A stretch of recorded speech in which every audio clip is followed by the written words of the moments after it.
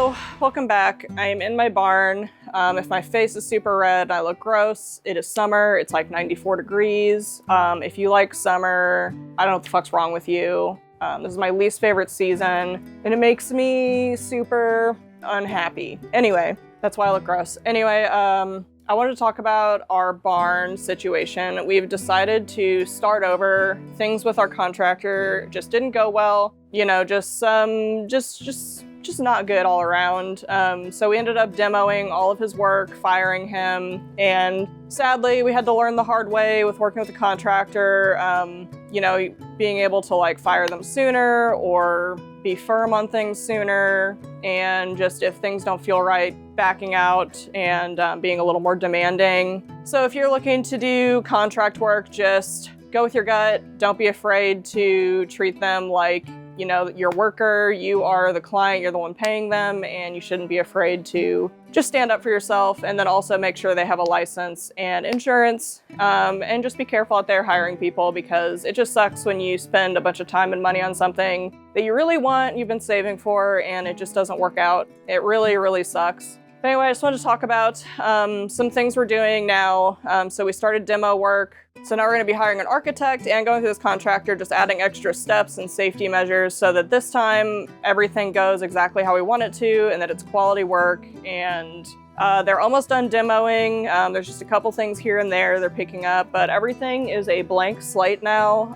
The upstairs finally has all of that farm junk out. There's a couple things I kept, like a windmill with like a horse topper on it. I think that'd be cool to put outside eventually. And then there's some old cow signs. There's like 2 cow signs. They're like a wood cutout of a sign from the last farm owner, who I guess had Angus cows. So I thought those would be cool to keep and hang up around the barn. As well as like an old vintage or like an antique seed sorter, I think is what it is. I think I might just like post that and sell it to someone who's interested in stuff like that. It just felt like a shame to just trash it because it's this really cool antique farm equipment. Everything else was totally junk though, stuff like old bicycles and tires and wire, refrigerators, like a jacuzzi top, just like total junk, and also tons of desks, just lots of desks thrown around in there, old lumber and metal, just stuff where it's like, just get this out of here. I'm not in the mood to upcycle at this point. If it was like earlier in the project and we had a different contractor, I would have been more stoked to upcycle, but at this point I'm like, just get it out of my face, and let's just get on with it. So as far as the downstairs, just getting everything undone, just taking down all of the rooms that were built, all the stall walls, all the wood. I let the demo team keep whatever they wanted.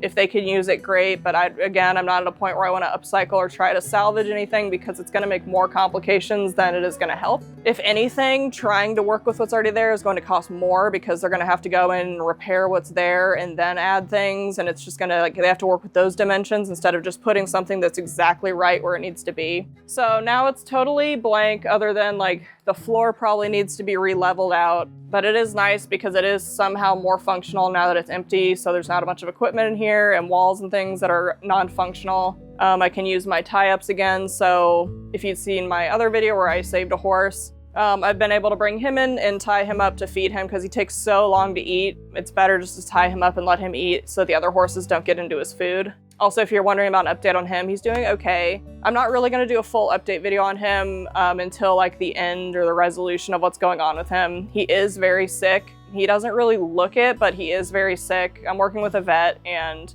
yeah, you'll just learn more if you're on my Patreon. I detail it a little more, but yeah, it's just kind of up in the air right now with him, so that's a minor update. If you want a more detailed update, you can go to my Patreon, and I have a whole post on him. But other than that, it feels really nice to be at a fresh start, just kind of move on from that situation and get things rolling. We really want to get stalls in before the winter. So we're now working with like a prefab person who's just going to fabricate all the stalls, and then we'll have the contractor just put them up. That feels like the kind of quickest and nicest way to do it with the way things are right now. So really hoping to get stalls in just so I have a place to put them and feed them and make everything a lot easier. And then in the winter, I can hopefully leave the doors open in this barn safely, and they can come in the winter, because they have like a shed out in the field that keeps the snow and wind off them, but this is like way more enclosed and insulated, so This would just be slightly more comfortable in the winter. The shed is perfectly doable though, but some of these like winter storms you get where the wind just gusts,